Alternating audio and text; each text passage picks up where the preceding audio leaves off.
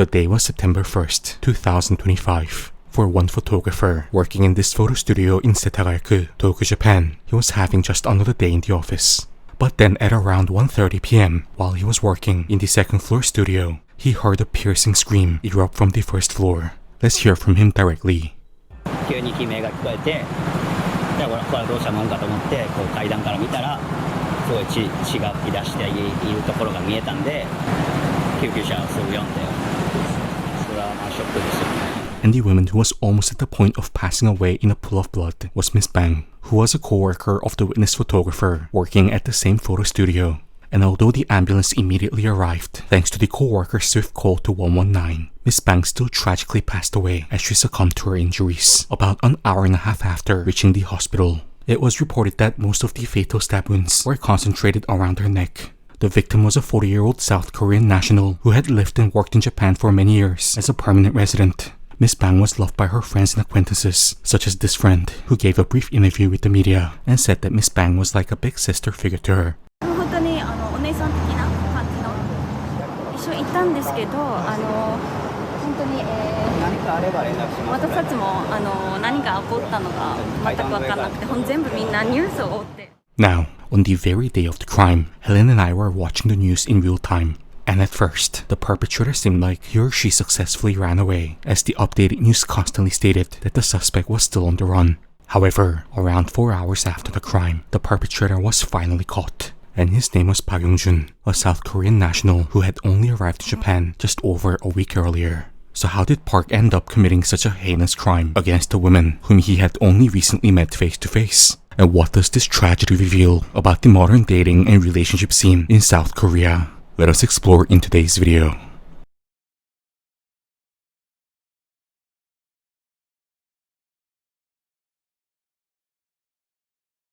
In South Korea, many people are fascinated by Japanese culture, its music, TV dramas, and of course, anime. But there's also a certain stigma. Those who are seen as too fanatically obsessed with anime often face ridicule and are even unfortunately stereotyped to have a particular look. But nevertheless, all of this interest means that there are many people in South Korea who wish to study the Japanese language, and it seems like Park was one of such individuals. And in October 2024, Park first connected with Miss Bang online from a Japanese language learning app.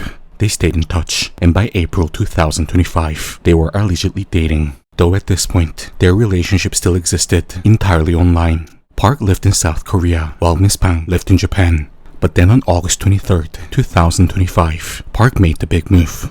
I believe I can fly. He flew to Tokyo on the day. Surprise, in order to finally meet Miss Bang in person. And when Park first arrived in Japan from South Korea on the 23rd, he stayed at Miss Bang's apartment that was located in Tokyo's Minato ward. However, once around a week has passed, Park began to show his true nature. Miss Bang, after spending around a week with Park, came to the realization that things were not working out with him. So on the night of August 28th, she informed Park that she wanted to break up with him and end their relationship. And I mean, this is perfectly reasonable, right? Their relationship was strictly on an online basis prior to August 23rd, and it was actually thoughtful of her to tell Park that they should not be seeing each other anymore on good terms before their relationship progressed any further. However, Park did not take this news well at all, to say the least. He physically assaulted her after she told him of her feelings, which forced Miss Bang to run to the nearest police station for help, leading the Minato Ward police to arrest Park. Now, the more we dig into the story, the more we cannot help but feel so sorry for Miss Bang. She already had the option to press charges against Park for the physical assault in which she suffered from him. However, according to the Tokyo Metropolitan Police, she did not want to press charges or submit written statements against Park, as she still cared for him as a person and once again wanted to end everything on peaceful terms. Park, meanwhile, pretended to be extremely remorseful. He even signed and submitted a formal pledge to the Tokyo police, promising never to contact Miss Bang again. And as far as we can see, it seemed like that the Minato Ward police did the best that they could. After Park wrote the police statement on August 29th, the Japanese police instructed him to return back to South Korea. However, Park pleaded to the police that he wanted to tour Osaka first. So you're saying you're a liar? And swore to them that he will return back to South Korea immediately after.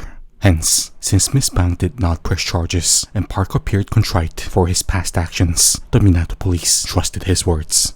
The Japanese police even drove Park to Tokyo Station by police vehicle in order to make sure that Park did not return to Miss Bang, and even sent police personnel to check firsthand that he actually physically boarded onto the Shinkansen bullet train and left for Osaka. However, as the train was about to depart, Sneaky Park slipped off the train at the last minute, managed to hide inside Tokyo Station until all of the police officers were gone, and headed back once again to Miss Bang's apartment.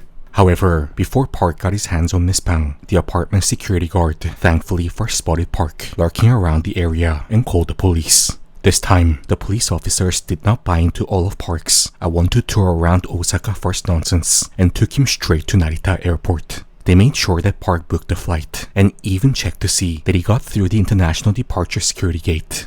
But once again, Sneaky Park successfully tricked them. He waited for the police to leave, stealthily got out of the airport, and returned back to the heart of Tokyo. This time, he didn't go straight towards Miss Bang's apartment building, most likely as he knew that he will get caught again by the apartment security. So instead, he booked a room at a nearby hotel. He did not take any action on August 31st, and we're assuming that he spent this day carefully scheming on how he could physically approach Miss Bang without being stopped by another person. Then we're guessing that, after some thinking, he came to the realization that he should not be heading to her apartment, but to her workplace, which was the photo studio at Setagaya. So on the next day, on September 1st, he hid at a spot just outside the entrance of the photo studio where Miss Bang worked, and patiently waited for Miss Bang to step out during her break. And when Miss Bang emerged from the front door at around 1:30 p.m., he pounced. With chilling swiftness, Park carried out this heinous attack without any hesitation. Again, Park had everything planned out. As soon as he took the life of Miss Bang, he rushed to the nearest Sangenjaya station and got off at Shibuya station. And after hopping onto one train after another, he managed to promptly arrive at Haneda Airport Terminal 3, just over an hour or so after committing the murder. There, he calmly waited for a flight bound for Gimpo Airport in South Korea with the ticket that he had already booked a day earlier. But to his disbelief, the Tokyo Metropolitan Police tracked him down before he could ever get on the plane back to South Korea. At the departure lobby on the 3rd floor of Haneda Airport, he was once again arrested by the Japanese police, his third arrest in less than a span of a week. The Tokyo Metropolitan Police Department said that Park is currently not cooperating with the investigation by remaining silent, with his only repeated words being that he wants to be extradited back to South Korea. Increase in the number of dating violence-related crimes is currently a huge social issue in South Korea. Literally on the day when the coverage of Park Yong Jun's murder dominated headlines, another shocking dating crime case was also simultaneously being aired in South Korea, where a serving army officer viciously assaulted his girlfriend. And if there were no civilians around her physically stopping the boyfriend at the time of the crime, this victim might have faced the same fate as Miss Bang.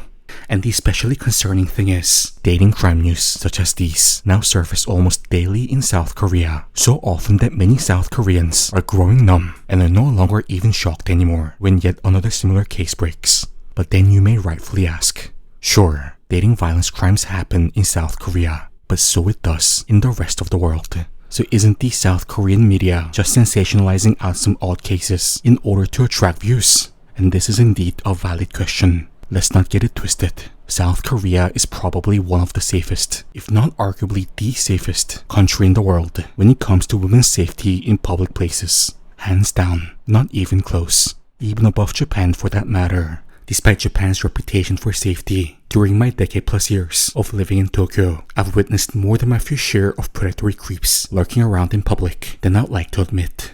But here's the caveat. Just because South Korea, especially the urban centers such as Seoul, is relatively safe for women in public places, it does not mean that the private sphere is free from danger. What happens behind closed doors, such as in intimate relationships, can be a very different story altogether.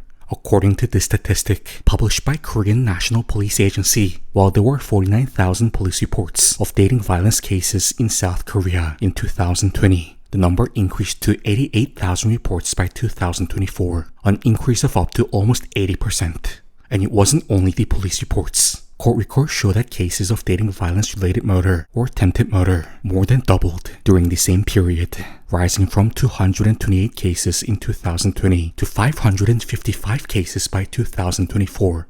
Of course, let's not forget that there are also male victims of dating violence. According to an analysis by the Busan Metropolitan Police, 82.9% of victims of dating violence were female, while 3.4% were male. So we should absolutely not ignore the fact that there are also male victims of dating violence, and that their physical and psychological damage has to be cared for just as much as the female victims. But at the same time, there are just as many male victims also. Stop only caring for the female victims type argument that you'll see in every video whenever a gender-related issue is mentioned. You'll inevitably see such a comment in this video as well if the video takes off in views. It's just not the case in reality when it comes to the current zeitgeist of dating violence in South Korea. And while this social issue has largely stayed as a domestic topic of discussion within South Korea, perpetrators such as Park Yong Jun literally flying to another country and replicate the exact same type of dating violence crime that you see on the news in South Korea every other day, and have it all across the non-South Korean news as well, in this case Japan, is something that is just regrettable to see as South Korean nationals ourselves. Now, there are myriad reasons why dating violence is so prominent in South Korea, but we believe that the biggest reason out of them all is the perpetrators in South Korea just do not give a damn, mainly from the lack of repercussions in their lives for the crimes that they commit. From the case of Park Yong Jun, you're seeing firsthand of what happens to you when you carry out such an abominable crime in Japan. Your real name and face is legally broadcasted all over the news, effectively ruining your life by bringing shame to your entire family, not to mention severely limit whatever professional endeavor you may want to pursue in the future. Whether it be getting a job, starting a business, whatever the case it may be, your life is loyally screwed in Japan as an individual with a criminal record. However, in South Korea, it is by law that all criminals have to be legally protected by having their face be blurred and their name remain anonymous in 99.9% of criminal cases. There are the extremely rare exceptions, such as if you're some type of a serial killer, well-known celebrity, or a notorious criminal such as Cho Joo-bin of the Nth Room. But for the rest, complete legal protection. Look at how well South Korea is currently safeguarding the face and identity of Park Yong Jun whenever the news of him is broadcasted inside South Korea, although his face and name has already been disclosed under the Japanese legal system, and that he's not someone who's responsible for some kind of a petty crime, but the gravest of humanly possible crime of murder. So all the dating violence perpetrators in South Korea know that even if they severely assault their partner, nobody will know of it unless it's a family member or some close relative, and you have voluntarily told them about it. They'll get a fine, or at most, go to the comfortable South Korean prison for a few years, get out, and live life as usual without anybody knowing that they are unrelenting mischievous criminals. No stigma, no accountability. That is why there are so many repeat offenders in South Korea. The serial S-offender, Yeonu, responsible for the infamous roundhouse kick case that we have previously covered on our channel, for example. He roundhouse kicked and went on to severely beat an innocent female pedestrian in order to S-assault her, and is still continuing to threaten to take away her life to this day once he gets out of prison. He already had 18 criminal records at the point when he committed the crime against the victim, literally including S-assault itself. 18 criminal records by age 30. But the benevolent South Korean justice system let him out time and time again throughout his lifetime. Always kindly protected his personal identity so that he receives as little social repercussion as possible, so that he could be out in society and plan for his next S-assault attack. This is the mindset of most criminals in South Korea, and is not only limited to the dating violence perpetrators. Just think of it this way. You either have the majority law-abiding citizens who never commit a single crime in their lives, or a repeat offender. There's rarely an in-between. You'll seldom find an offender in South Korea who just commits a single crime, then never commit another one for life. After seeing how well the South Korean justice system shields them from real accountability, after experiencing the comfortable South Korean prison, they're just bound to be a repeat offender, ready to take advantage of the next unsuspecting victim. But unfortunately for Park Yong Jun, he went on to unalive his ex-girlfriend, not in South Korea, but in Japan. Meaning that he'll be punished under the much harsher, less forgiving Japanese criminal system in order to repay for his inhumane crime against Miss Pang. Instead of South Korea's criminal protecting anonymity, which is especially ridiculous for a life-taking murderer such as Park, he faces the Japanese-style lifelong public shame.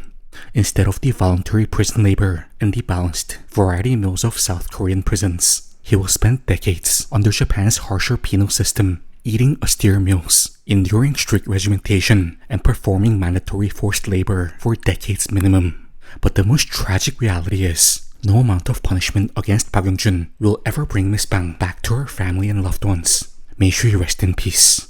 And we extend our deepest condolences to her family, her friends, and to her colleagues on the day of the crime who, in the span of a single moment, saw her bright, smiling face in 1 minute, saying that she'll be back from a quick lunch break, only to be confronted with the unimaginable horror of witnessing her lifeless body the next.